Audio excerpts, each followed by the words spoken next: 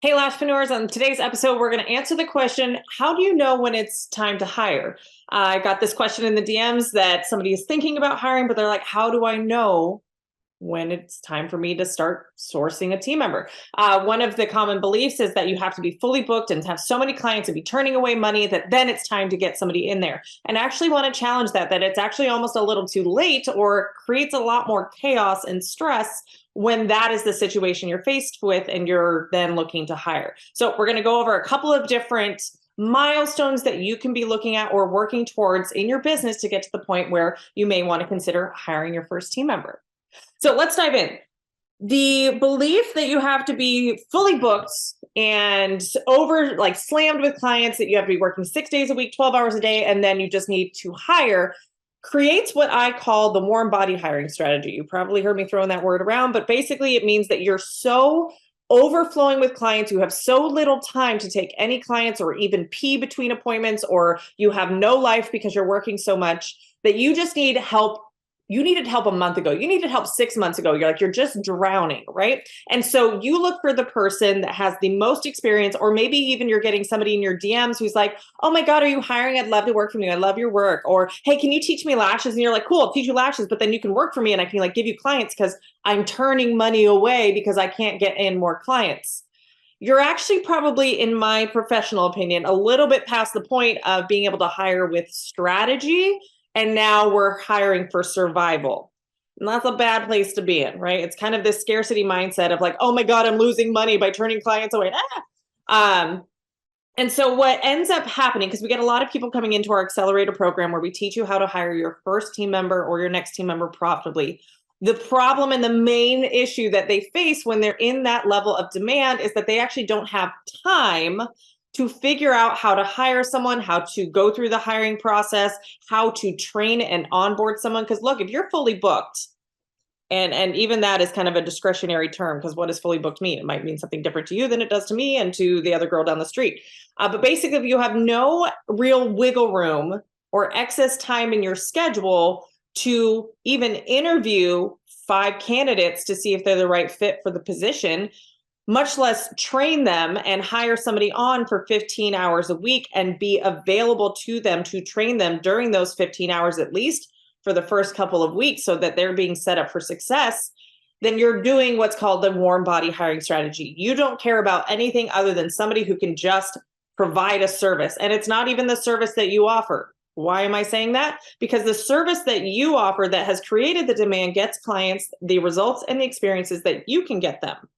If you are not training somebody to do that the way that you do it, or the way that the business has been built that creates the demand, we're actually creating a people-dependent business that we can get a bunch of people in, the warm bodies, but we're not actually producing the same consistent client results and experience. Therefore, we do not have reliable and consistent sales. So I don't recommend the warm body hiring strategy. In fact, a lot of the students that have hired in the past that have not had success with hiring on their own is because they did this warm body hiring strategy and they had a very people-dependent business.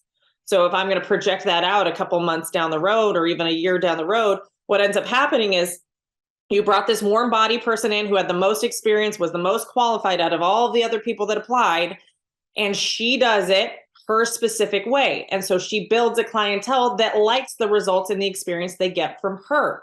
What happens if she moves, if she gets pregnant, if she wants to go, if she gets sick, if she gets married and her, wants to stay at home, if she wants to go open up her own business, or she's thinking she might just get out of the industry altogether. All of a sudden, we have all of these sales dependent on this team member producing results and experience that we can no longer replicate if we remove that team member from being the one providing the results and the experience. That's a problem. Right? If that team member is producing $4,000, $5,000, $10,000 in sales, and we have built out a business that is dependent on that amount of sales being generated by those clients, and now all of a sudden we remove the team member that does the results and the experience in their own unique way, we've now lost the ability to keep that $10,000 in sales a month coming in. This is what makes a very, very, very scary place to be in your business, where you have a people-dependent business. You likely have a people-dependent business when you are the only one producing sales, right? Because nobody can do what you do and produce the results and the experience that you can get your clients. So if you get sick, or you want to go on vacation, or you get pregnant, the business doesn't exist. right? So that is why I look to processes building out your business, and we train people to do the processes. There are processes that you do, even as a solo provider, to get the client's results and experience. You're just probably not aware that you do it, or you're not intentional about documenting it so that you can then train somebody else to it. So that being said, when you do the warm body hiring strategy, you're not really creating, yes, you can create more sales, but they're not stable sales, they're not consistent sales, and they're not scalable sales, meaning that you can't take that formula or that process that works for you and duplicate it with somebody else so that we start to get clients off of your plate so that you can then do more of the kind of bigger picture strategy of the business and the marketing. Because if you've ever tried to hire on somebody else and your clients are like, well, I don't want to go to her, I just want to go to you, it's because they believe, and they may have experienced, that that team member cannot get the results and the experience that you can. Likely because you haven't trained your team member to do that. Nobody else is going to train your team member, especially the first one or two, to do the client results and experience that the business has become known for, unless it's you doing it. So if you have no time to train your team member, then we have a very people-dependent business, and you will continue to be stuck in the treatment room taking clients. So that is why I don't necessarily recommend that the trigger, the milestone that you should be aiming for, is to be fully booked where you're turning clients away and you're so busy. Now, if you're in that state and you want to hire, the first training we have you go through in our Society Accelerator program before you ever log into the portal, it's an email that gets sent to you, is the Get Your Time Back training. So we show you strategies, actually one particular strategy to get your time back so that you can have at least 10 to 15 hours a week dedicated to training and onboarding your new hire. Because without that time there, where else are we going to set our team member up for success? If you hire on a team member and you are not the one training and onboarding them to be successful in their role, you will have a lot of turnover in employees, and you will have people who have to get second jobs or who aren't bought into where the business is going because they're just trying to make ends meet, and you're not there to help them thrive in their role. So when do you decide to hire? Well, first and foremost, the question you need to ask yourself is like, am I ready to hire? Do I want a team? If you want a team because you want to work less and make more, I can tell you your motivation is not going to get you through the challenges that come with building a team. Building a team can be one of the most challenging, hardest things that you'll go through. Much like parenting in a sense, but kind of even worse because your money's all tied to it too. And your hopes and dreams are dependent on a grown adult. And sometimes, grown adults don't get along. And you stepping into a leadership and a management role is very hard to do when you don't have a team that is bought in on where they're taking the business. So it can be very challenging to hire on a team. And it comes with a lot of responsibility. It comes with legalities. It comes with some costs. And so if you're only doing it for the money part of it so that you can work less and make more, I can tell you, just based on my experience and students that I've walked through, that was their main motivation. They actually didn't enjoy the experience of building a team and didn't ultimately end up following through with it. It's not to say that one of the perks and benefits of building out a team is you get time flexibility back, where you're no longer appointment based and you're no longer set by a set period of time or operating hours that you have to show up at a certain time. So you do get some time flexibility. However, you're still going to need to be working in your business quite regularly to support your team to grow the business and not just be always on vacation, but you won't be appointment based, which is a huge benefit. And secondly, yes, the income and the financial growth can happen where it's no longer you trading time for money, but it can take time and working the numbers to have enough profit in the business that you can draw a salary, even to the point where maybe you have a good salary, but it won't require more time from you to be able to grow and scale your business, which is another perk of building out a team. So for an example, if you want to be personally taking home $100,000 as a salary, then your business needs to produce, depending on your profit margins, but let's say you're aiming for a 20% profit margin. Your business, hold on, let me just I think it's 500,000, but let me just double check the math so that I don't get, 10 times 3. Yeah, so your business needs to be doing $500,000 in sales at a 20% profit margin for you to have the opportunity to be able to draw a $100,000 salary, right? Those are big numbers. Yes, you could have higher profit margins. When you build out a team, though, your profit margins start to shrink a little bit because your labor costs have increased, but there's always ways to manage expenses and sales to be able to have more sales and more profits. So just be considering that it may not be the easiest, quickest way for you to have a payday by building out a team. However, if you are looking for time freedom and being able to grow your income without growing your time spent in your business. So what I really, especially when people get on a call and they're considering joining our Society Accelerator program and they want to build out a team, the first question I ask them is why? And I make sure I am very clear on their why before we have any other conversation, because I refuse to help you build out a business that's going to make you miserable, or that you have this unrealistic, or just kind of what you want is not ultimately a team, it's something different. So a lot of these clarity calls and these strategy calls that people get on, where we can talk about different programs and coaching, but also kind of where they want to take their business, gets them clarity on, do they really want to build out a team, or do they think they need to build out a team first before they can go pursue another dream? So we get clarity on that, because ultimately where I find the students that have the most success and dedication and growth in building out a team is that they really look more so at the impact that pouring into their team can have. And it's really hard to see that when you're coming from a place of scarcity and money, because all you want is more money. But when you can start to resonate with, like, if you love the results that you can get your clients and how amazing they feel and how beautiful they feel, when we start to look at how we can stop trading your time for money, we actually look at creating a bigger impact, because now you can pour into your team members to create that impact with clients. So you're impacting the team members who then go impact the clients. And now we have dozens, if not hundreds of clients that we're impacting to feel that way. And your business, not just you as an individual, but the business becomes what creates the impact. And the more impact we have, the more income is available, right? And so impact and income are kind of correlated. The more impact, the more income, the more income, the more impact, right? And so the more income we can make, the more team we can hire to create more impact, which then creates more income, right? So they work in tandem. When it's only focused on the income, we lose the impact, and therefore we oftentimes draw in team members that are only working for how much we can pay them. And if we can't pay them more, then they leave. And so we have high turnover. Then we have clients who aren't consistently getting their same results and experience. I mean, just look at any of the franchise business models. That tends to be where they're at, is focused more on profit margins and income. Not to say all of them, but a lot of them. And so they only pay up to a certain amount, and the team members don't have forward mobility or growth to grow their income. And so they tend to turn over a lot. And so clients are seeing new artists every single time they go in. And so the experience isn't as great. So, you can kind of look to those models. Yes, they make a lot of money, but they are counting on new clients coming in consistently. That's why they spend a lot more on marketing than maybe somebody who has more of a better team culture where they have less employee turnover. So in deciding, are you ready to build a team? Ask yourself, am I doing it? And be realistic with yourself. I know we all want to think like, oh, I'm doing it for impact. It's okay for you to want to do it for income, but I actually think it's probably easier and more simple for you to create more income in your life as a solo provider than it is to build out a team. Isn't that odd?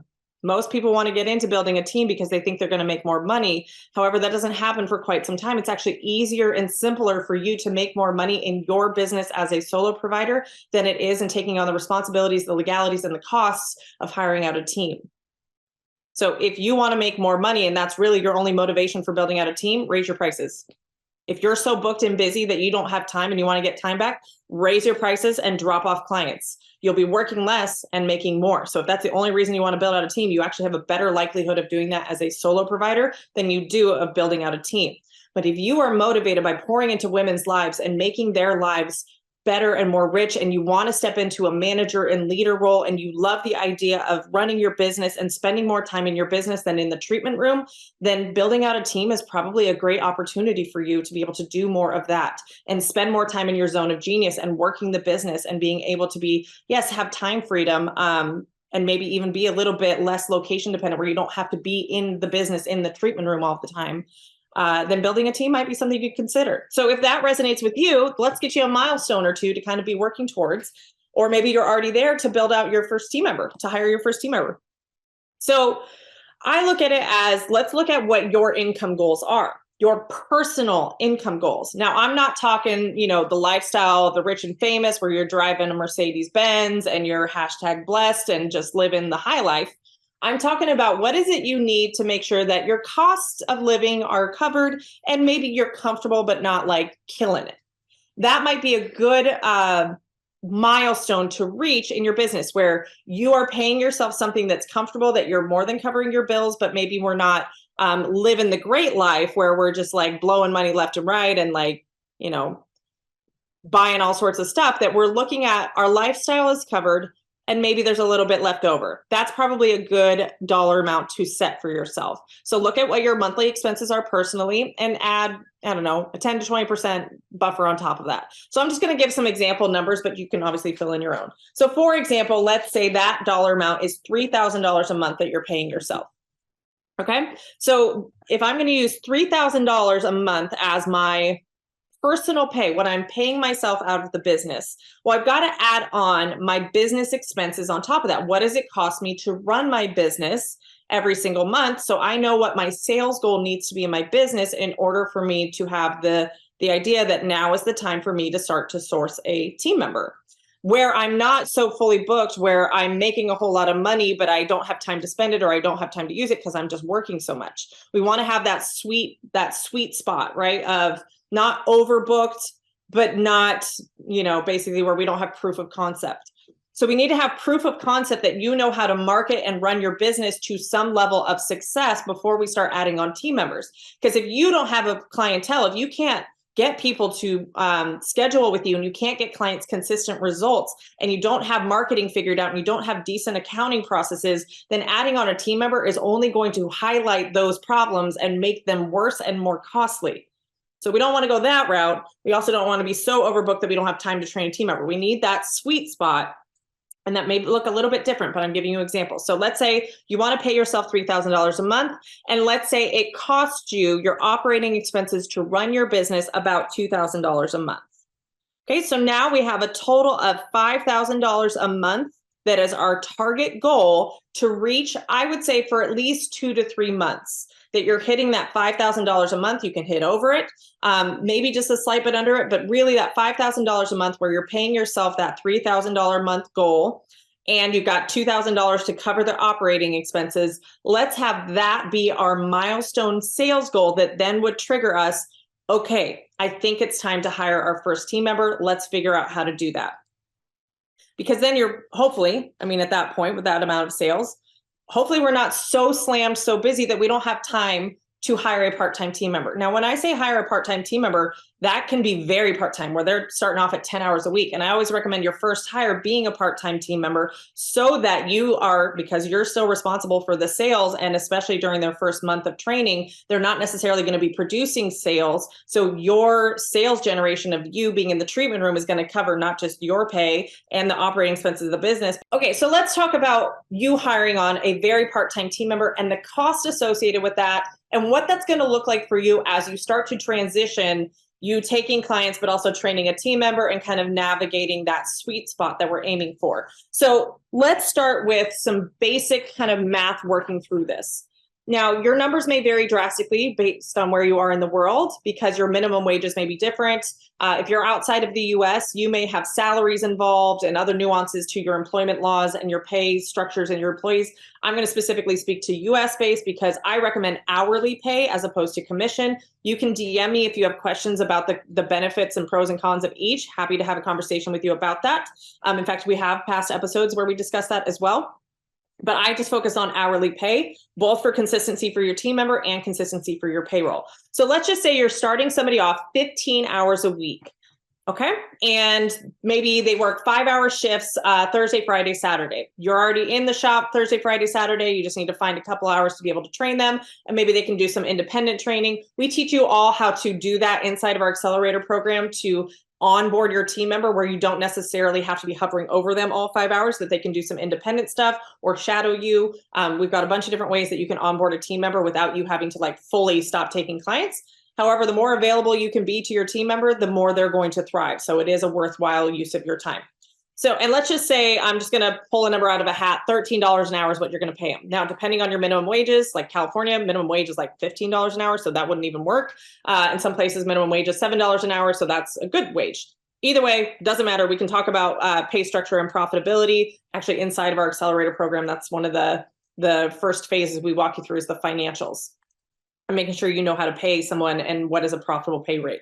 So with that, 15 hours a week times $13 an hour is $195 a week that you're going to owe. However, caveat there, you're going to owe payroll taxes on top of that. That is the Medicare, the Social Security, there's taxes that you owe as the employer on top of that. And it works out to be about 8% of their wage. So I'm just going to increase that number by 8%. So your payroll obligation is about $210 a week for somebody who works 15 hours a week at $13 an hour. Okay. And I'm kind of oversimplifying this math, but I want you to understand it doesn't have to cost a lot. It doesn't have to cost you a lot of time and a lot of money for you just to get started with one team member. So now we've got a team member that costs $210 a week that covers their payroll. So I'm going to be extra conservative in this.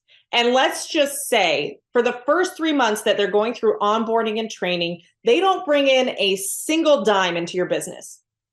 Now, that's not what we teach to. We actually teach that the first month, yes, you may take a loss. The second month, you may break even. Third month, you may break even on your payroll, maybe even have some excess on top of that. But really, the goal for those first 90 days is to get that team member producing the results and the experience. If there is more cash flow coming in on top of that, that is great, but it is not the expectation that we have going into it, although oftentimes it does happen that in the third month, the team member is more than covering their costs and then some. So let's just even look at it, again, to demystify how expensive a team member is. $210 a week times the 12 weeks that it would take for them to go through an onboarding process. We teach to a 90-day onboarding process or a 12-week onboarding process. So your cost on that team member would be roughly around $2,500 total for the whole 3 months. Okay. Some of y'all are like, "Goop, that's a lot," right? Because that person's not producing sales in this example. That's $2,500 out the window. If you are looking at that as an expense, yeah, that seems kind of costly. But if you look at it as an investment, well, now we've invested $2,500 in training someone, and now they can start producing sales for however long you can keep them, right? And that's kind of the game you play is when you set a team member up for success, you have better employee retention that team members stay for months and months and years and years and years. That's the game we play once we get them out of onboarding is employee retention and strategies and perks and benefits and bonuses and all that kind of stuff to retain the employees. But let's say if we're just looking at it as a cost, that it costs you $2,500 over 3 months to train and hire this team member. Well, what is our return on investment on that team member? How many clients would they need to see for us to break even on the cost of being able to train them? Right. And so really, if you got to look at your pricing structure. So let's just say it's $150 for a classic full set. Right. So $2,500 divided by 150. She would need to do about 16 to 17 full sets for you to be able to just cover the investment. Okay. So if we're breaking that down, that's like 4 new full sets a week. Maybe that's a lot. Maybe it's not. Right. Let's look at what it would cost for, let's say you do a $70 an hour classic fill. How many clients a week would she need to see? Well, that's 16 to 17 full sets over time. So $70 an hour for your classic fill. Let's say that's the sales she can generate. Let's say out of the 15 hours she's working, when she's fully onboarded, she is busy about 10 of those hours. Right? So she's taking clients 10 out of the 15 hours she's available. So 70 times 10 hours, $70 an hour times 10 hours. She can produce about $700 in sales a week. Well, there's 4 weeks in a month on average. So she can produce about $2,800 in sales. So she in first month can cover the investments. And yes, we still have her payroll costs, but more or less if we're looking at, she can do $2,800 a month after month after month, and hopefully she's building a clientele, and hopefully, she wants to work more, and so we can increase her hours. You can also break it down to a week. If we have to pay her $210 a week for her to come in for those 15 hours a week, how many fill clients does she need to see a week? Well, $210 is going to cover our payroll costs divided by the $70 for a classic fill. She needs 3 classic fills a week for you to cover your payroll costs in her. So if we can focus on hiring our first team member, and in the first couple of months, first 3 months of onboarding, if we can work to where she is just covering her payroll costs for the sales she's generating, even if we're doing significant discounts on her services and new artist pricing and whatever you want to call it, if we can get her where she's just covering our payroll costs, that is an asset that is breaking you even, that you are then going to grow in sales moving forward once she's fully trained and can get the client's results and experiences like you've done. So that would be my focus for you. And that's what we teach in the accelerator program, is once you've got them hired and they're like, yep, I'm in, how can we work to getting them to just cover their costs of their payroll? That's why I say start off very part-time. So you have time and availability to be able to train that team member, that you're not overpaying on payroll costs where she's there full-time, but we don't have the client base to justify that yet. Start off with somebody very part-time, and if it costs you $200 a week, look at the opportunity you have to be able to get her generating about $200 in sales a week, which is very conservative. And even if you, as the salon owner, had to increase your weekly sales by $200, think about how much you charge. Most of y'all, that's like 2 clients, maybe 3 clients that you would need to take, or take 1 new full set a week to cover the investment so that the business can pay for that team member, or the team member can pay for the team member. We don't necessarily have to add more to your plate, right? Because at that point, you're still paying yourself that $3,000 minimum of your own income, plus the $2,000 that's going to cover operating expenses.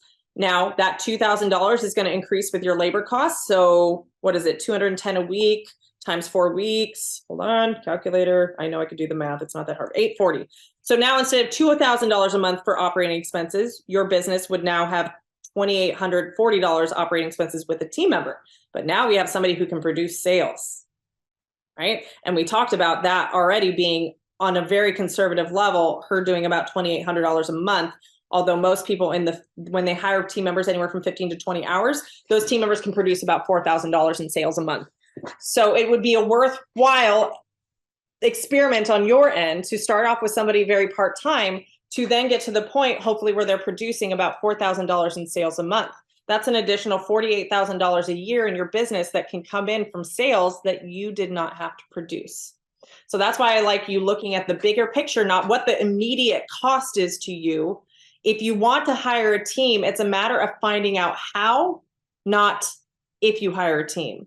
It's a matter of, should I hire a team? No, it's how. How can I do it in the most profitable way possible, in the way that's not going to tank me or take more than I have to give and stress me out and burn me out? No, no, no, no, no. We want to do it strategically so we can do it in a very step-by-step, very gradual kind of way, instead of the very fast but not very sustainable way of hiring a warm body and trying to find the person with the most experience who will just come in and work for 50% commission, and that's all they'll work for. And so you just give it to them, and then we have a people-dependent business, and then they built up a clientele, and then they steal all the clients, and all the horror stories that we have out there. It can be a much more simplified process.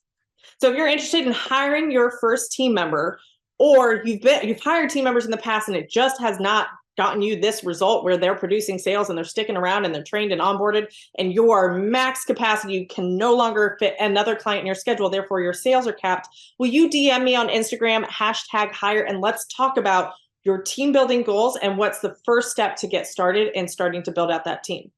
That's all I've got for you guys today. Have a good one.